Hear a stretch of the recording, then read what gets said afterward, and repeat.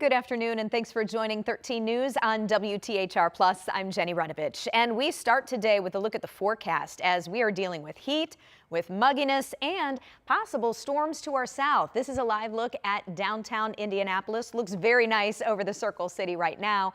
I'm joined by meteorologist Angela Buckman. So what's the timeline? Where are these storms going to hit? The storms are still in western Illinois. Okay. Look to impact the far southwestern part of the state, much like the earlier complex. And at this point, we are not looking at a repeat of last night. Oh, good. When right now we have at least, we have one confirmed tornado that did damage in Madison County. We're going to have more on that for you coming up. I do want to remind you we remain under the threat of severe weather over the next couple of days, so we'll be keeping you updated on the timeline. Jenny asked about the timeline. For now, we're thinking what's in western Illinois falls apart as it moves towards southwestern Indiana, and we're relatively quiet at least most of the evening. However, as we get into the overnight hours and the early part of tomorrow, there will be another complex of storms developing, and as that happens, it in fact may have a local impact. We remain under that threat of severe weather tonight.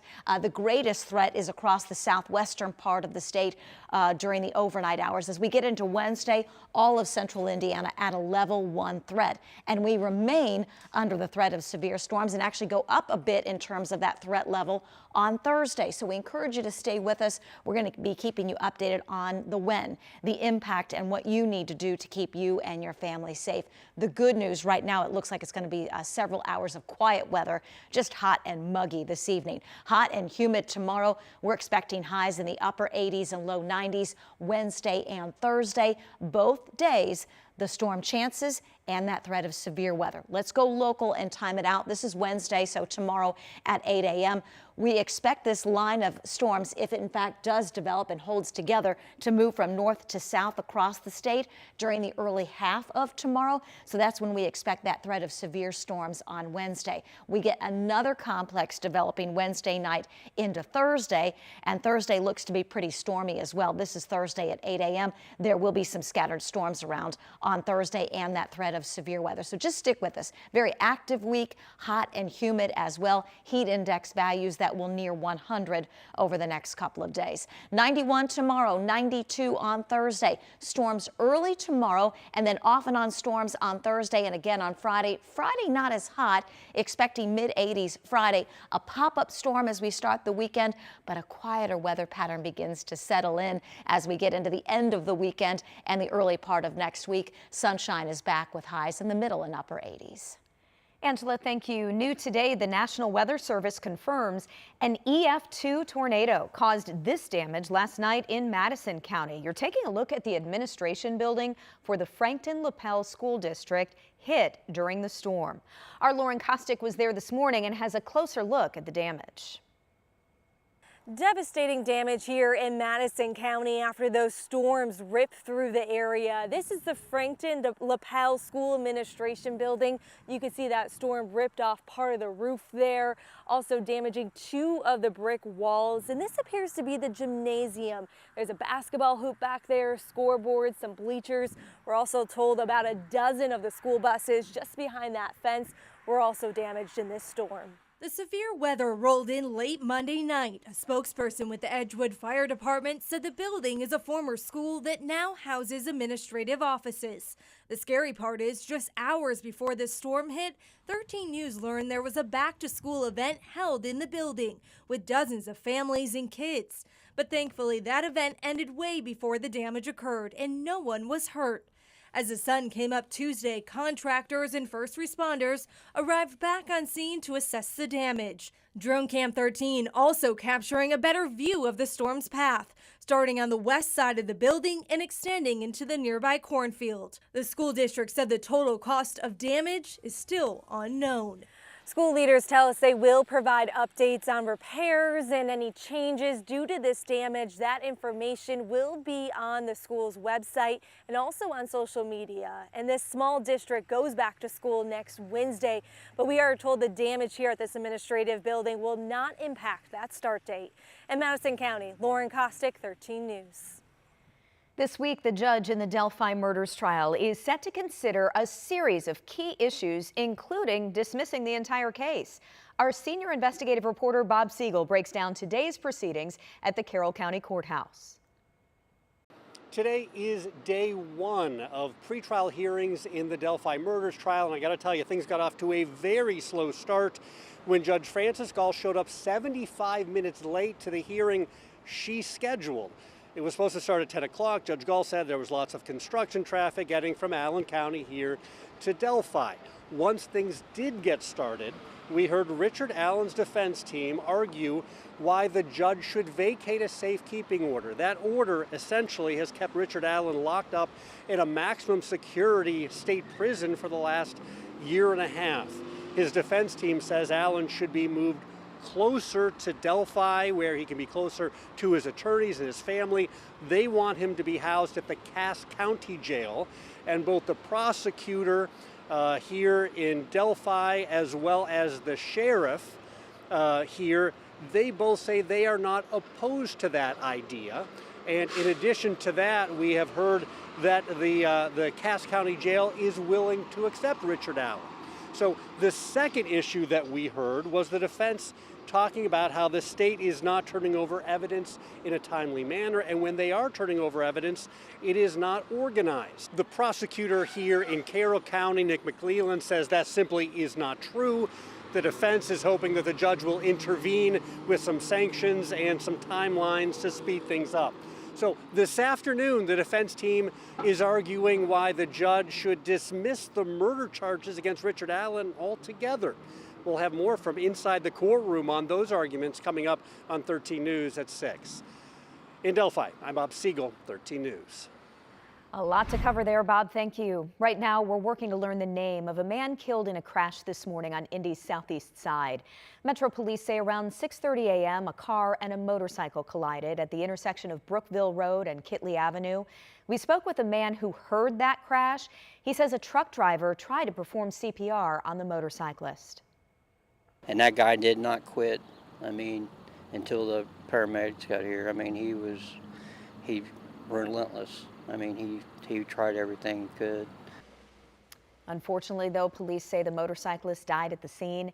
Investigators are still looking into what caused this crash. This is the fourth fatal motorcycle accident in central Indiana in less than a week. New today, 13 News has obtained video of children firing a gun outside their apartment, and the gun was allegedly handed to them by a man who's their guardian. So take a look here. In the video, there are 3 children who police say are between the ages of 10 and 14. They fire a gun before handing it back to a man who police say is 37-year-old Jeffrey Ware. The man then orders the children back in their apartment and fires the gun again. This all happened around 6:20 Saturday morning at the New Bridge Apartments on Indy's near northeast side. It's hard to look at, for one, an adult selling young youth weapons is never an okay thing. And then firing off rounds, anybody could have got shot. Now, the property manager says the residents of that unit are being evicted right now. Ware is charged with being a serious violent felon with a gun, dangerous control of a gun, and criminal recklessness. Today, the public got to weigh in on some potential changes from the Indiana Department of Education to high school diplomas. The current Core 40 diplomas have a college-bound focus, and there are options to earn more credits for academic or technical honors. Well, the newly proposed changes would eliminate those honors distinctions and then the course requirements as well to earn them. The Department of Ed says the college track isn't for everyone, so students should be able to benefit from work-based learning too that would count toward graduation. But some parents and educators disagree with what's proposed. As the draft language currently stands, the proposed Flex 40 model lacks the necessary rigor, as you have heard, while the Flex 40 Plus diploma is unattainably rigorous for many students and challenging for numerous schools. We have heard repeatedly from members that many school corporations lack the resources to provide students with the necessary external work-based learning opportunities. Now, the final draft for this proposal has to be completed by the end of the year. Changes then would go into effect starting with the class of 2029. Today, the International District Community Center held a soft opening celebration. This new facility is at 38th and Lafayette Road near the old Lafayette Square Mall. Organizers say the purpose of the 14,000 square foot facility is to help empower, uplift, and strengthen the neighborhood. This neighborhood is on the cusp of going back to where it was, generations ago. There are so many families that grew up here, so multiple generations that called this home, and they remember it in a different way, right? There was more accessibility, within businesses. It was safer. There was more retail opportunities, and we certainly are bringing that back. The community center's role in all of that is to ensure that we are providing all the resources that go along with a healthy and safe community.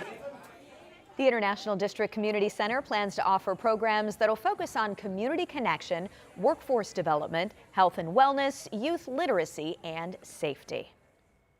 Well, today marks 79 years since 879 heroes were killed in action and lost at sea. And this morning, Hoosiers came together to honor the crew of the USS Indianapolis. For the past 9 years, family members, survivor family members, honorary survivors, and friends have been gathering at the Indianapolis CA-35 Memorial right on the canal downtown. Today, they honored the 31 Hoosiers who lost their lives at sea when a Japanese sub torpedoed their ship. There was also a reading of a letter written by Harold Bray, the last survivor of the USS Indianapolis. My sincere thanks for sharing the story of the USS Indianapolis for future generations. God bless you, and God bless the men and women of our armed forces who today stand watch around the world. May God give them courage and keep them safe as they protect the freedoms we hold so dear. Really special ceremony here, and the 48-star, 79-year-old American flag that was flown over the USS Indianapolis was also raised today over the memorial. Now to Decision 2024, and the race for the White House continues to heat up as Vice President Harris gets out on the campaign trail. Meanwhile, former President Trump and J.D. Vance are refocusing their attacks on the Democratic Party. Here's NBC's Hallie Jackson.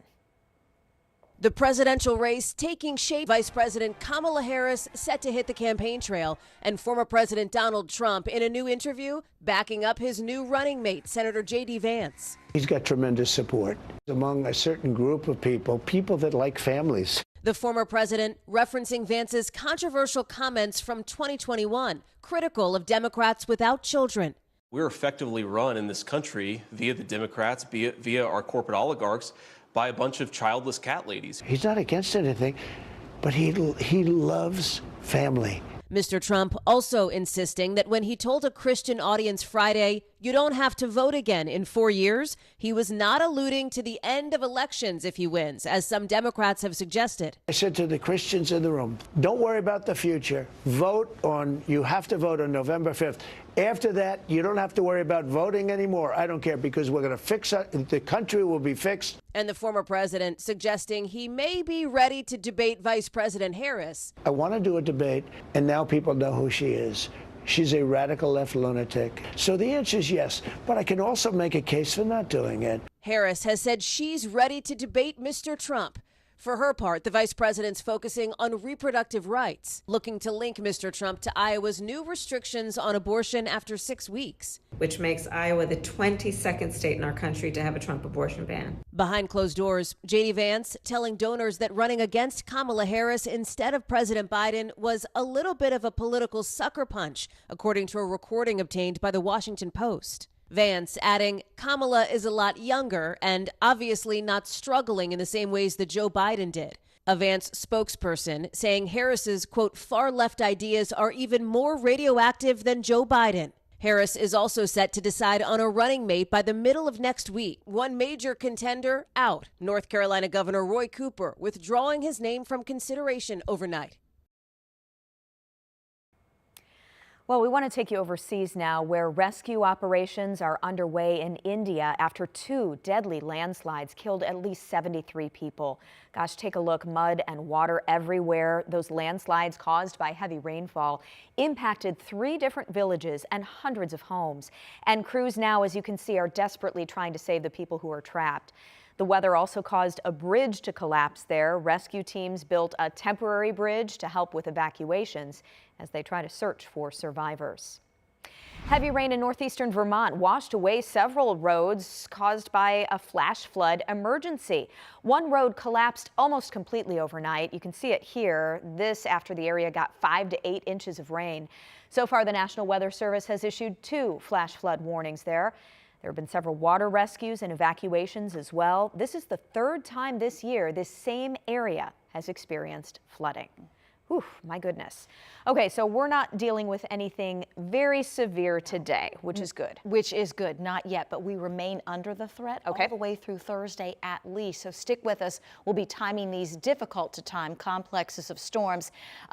Reported tornado EF2 damage in Madison County from last night. We expect another complex of storms late tonight, early tomorrow. This is the latest timeline impacting central Indiana, mainly the early half of our Wednesday, and then additional storms possible as we get into Thursday as well. Very active weather pattern. It's also hot and humid.